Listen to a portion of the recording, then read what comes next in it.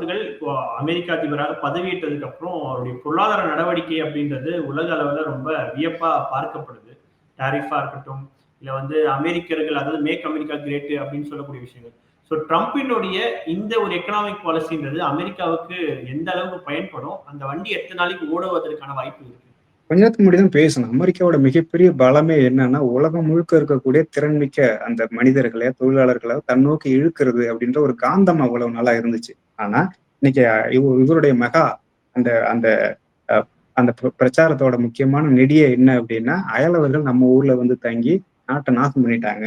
அப்படின்ற ஒரு இனவாத தன்மை கொண்ட ஒரு ஒரு பிரச்சாரமா தான் அது தொடர்ந்து இருந்துகிட்டு இருக்கு. அது என்ன பண்ணுது அப்படின்னா, அங்க இருக்கக்கூடிய திறன்மிக்கவர்கள வந்து திரும்பி போக வைக்குது 1. இன்னொன்னு வரக்கூடிய ஆட்கள வந்து தடுத்து நிறுத்தக்கூடியதாவும் இருக்குது.